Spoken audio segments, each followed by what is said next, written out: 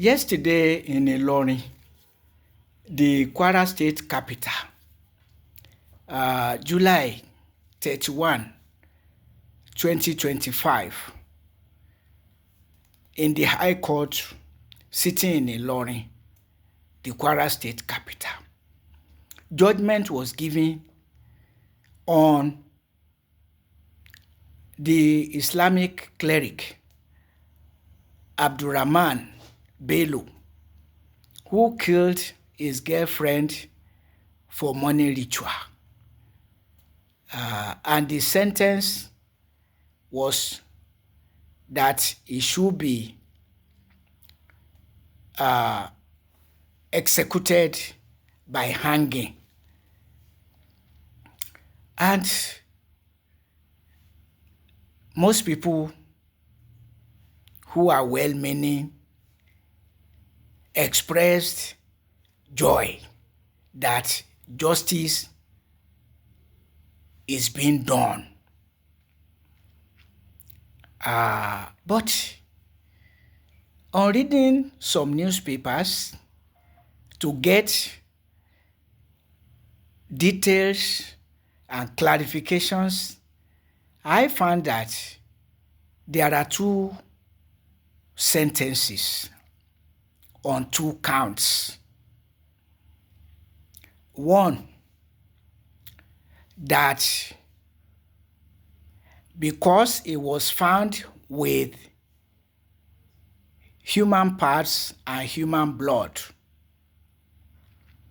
he was sentenced to 10 years imprisonment with an option of 100,000 naira.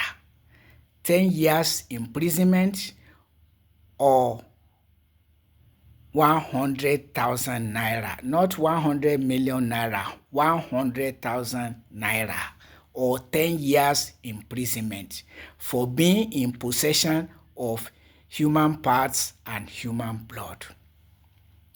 On the other count, he was sentenced to death by hanging. So, now my concern. You accuse somebody of killing a human being,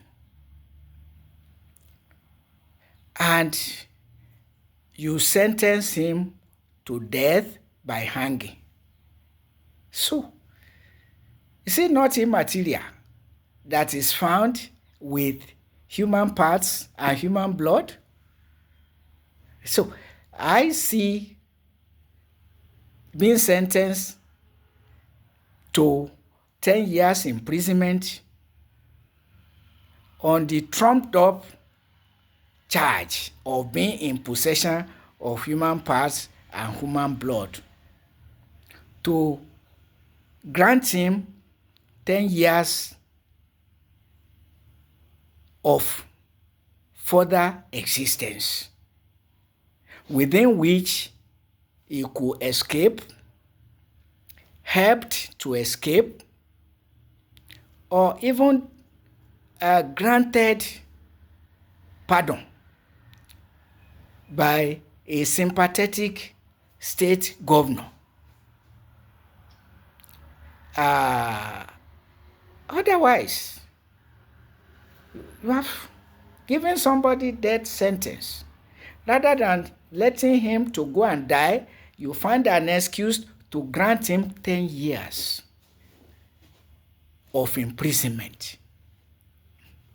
So he could escape within 10 years, he could grant pardon, he could be helped to escape. Scrape your hair, scrape your beard. Nobody will recognize you. Dress like a woman, escape to another country. And maybe one day we will tell the whole world we have killed you. I don't understand. So the Western judicial system, I started questioning it. I've been questioning it, but more seriously when a case happened in South Africa, where a South African woman sold her daughter to somebody from West Africa who told her that the girl was needed for her 2 eyes and skin. So it was not something like you will repent and say, please get back your money, I need my daughter. She's needed for her 2 eyes and skin. So after weeks of looking for her, she knew what would have happened to her. Indeed, she and her 2 accomplices, one of the 2 men was said to be her man friend, while the second man was her man's friend's friend. So 3 of them were involved in the crime. But their lawyer or lawyers advised them not to state any case in court, but to remain silent. I was scared. And when I Googled, I found that it was one of the rights of Miranda, and that it is in Nigeria's constitution also, section 36, that an accused person can decide not to state his or her own side of the case, just to keep mum. So the 3 of them kept mum, and so it was left for the court to decide. So the court's hands were tied, could not sentence them to death because the statement of the case was not complete without their own side of the case. So they were sentenced to life imprisonment instead of being sentenced to death, though there were testimonies of what actually happened from those she confided in, including her pastor and fellow teacher in the same school, who helped to know what happened, because she already told the pastor and some friends that the girl was going to be sold. She was a drug addict, according to the story, the woman who sold her daughter. But what confined me was that the Western judicial system allows an accused person to keep mum. So now the woman and her accomplice escaped with life imprisonment rather than death sentence. And now in Nigeria, death sentence is given to a murderer. But again, sentenced to 10 years imprisonment,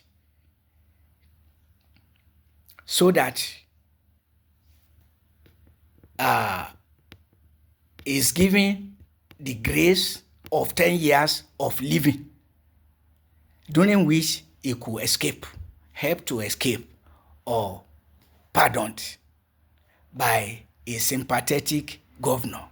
So when will Abdulrahman Bello be killed? With this judgment on ground. So the Western judicial system is like encouraging rather than deterring criminality, including murder. So, let us question these institutions, imported institutions, whether you call it Islam, Christianity, Western education, or judicial system, because it's rolled up in one, because now they will say the same people will be telling us about Sharia, but Sharia is something else. You cut off 2 hands of a 13-year-old boy because he stole phone. 13 years old, just growing up, learning about life. So, who didn't commit